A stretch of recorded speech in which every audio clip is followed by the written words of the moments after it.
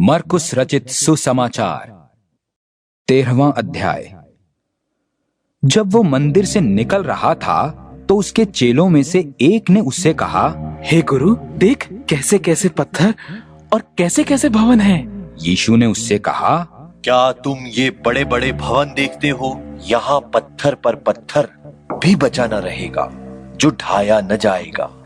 जब वो जैतून के पहाड़ पर मंदिर के सामने बैठा था तो पतरस और याकूब और यूहन्ना और अंद्रियास ने अलग जाकर उससे पूछा, हमें बता कि ये बातें कब होंगी और जब ये सब बातें पूरी होने पर होंगी उस समय का क्या चिन्ह होगा?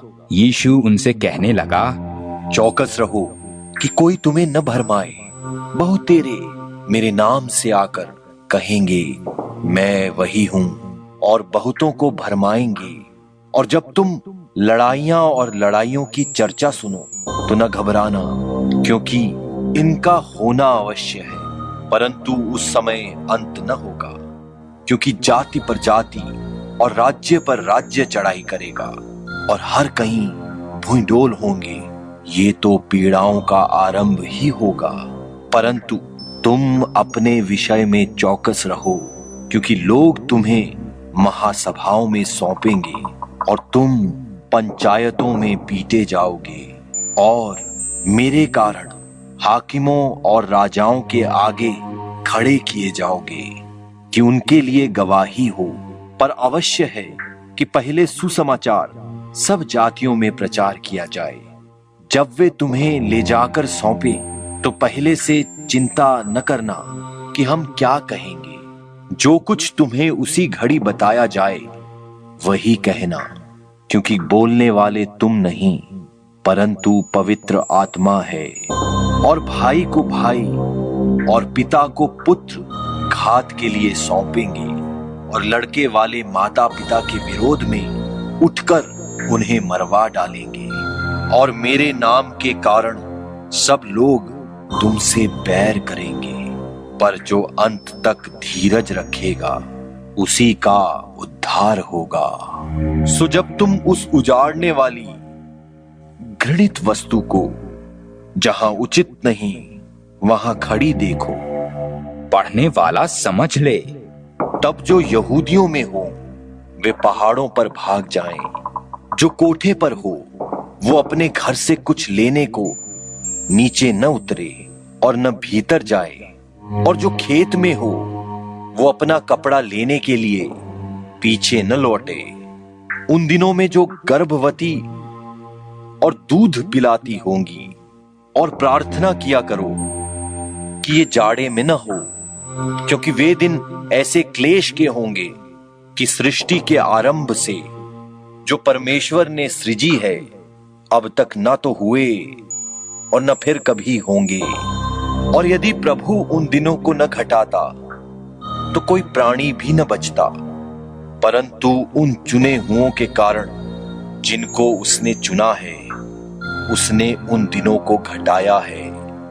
उस समय यदि कोई तुमसे कहे देखो मसीह यहां है या देखो वहां है, तो प्रतीति न करना, क्योंकि झूठे मसीह और झूठे भविष्यद्वक्ता उठ खड़े होंगे और चिन्ह और अद्भुत काम दिखाएंगे कि यदि हो सके तो चुने हुओं को भी भरमा दें। पर तुम चौकस रहो।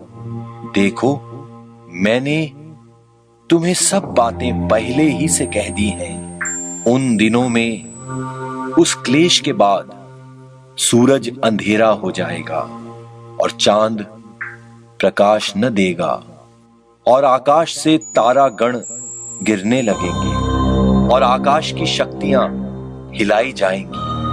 तब लोग मनुष्य के पुत्र को बड़ी सामर्थ और महिमा के साथ बादलों में आते देखेंगे। उस समय वो अपने दूतों को भेजकर पृथ्वी की इस छोर से आकाश की उस छोर तक चारों दिशा से अपने चुने हुए लोगों को इकट्ठे करेगा। अंजीर के पेड़ से ये दृष्टांत सीखो, जब उसकी डाली कोमल हो जाती और पत्ते निकलने लगते हैं तो तुम जान लेते हो कि ग्रीष्म काल निकट है। इसी रीति से जब तुम इन बातों को होते देखो तो जान लो कि वो निकट है, वरन द्वार ही पर है।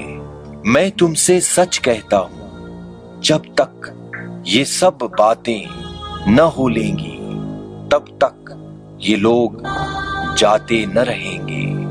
आकाश और पृथ्वी टल जाएंगे परंतु मेरी बातें कभी न टलेंगी। उस दिन या उस घड़ी के विषय में कोई नहीं जानता, न स्वर्ग के दूत और न पुत्र, परंतु केवल पिता। देखो, जागते और प्रार्थना करते रहो, क्योंकि तुम नहीं जानते कि वो समय कब आएगा। ये उस मनुष्य की सी दशा है जो परदेश जाते समय अपना घर छोड़ जाए और अपने दासों को अधिकार दे और हर एक को उसका काम जता दे और द्वारपाल को जागते रहने की आज्ञा दे। इसलिए जागते रहो, क्योंकि तुम नहीं जानते कि घर का स्वामी कब आएगा, सांझ को या आधी रात को, या मुर्ग के बांग देने के समय, या भोर को। ऐसा न हो कि वो अचानक आकर तुम्हें सोते पाए। जो मैं तुमसे कहता हूं वही सबसे कहता हूं, जागते रहो।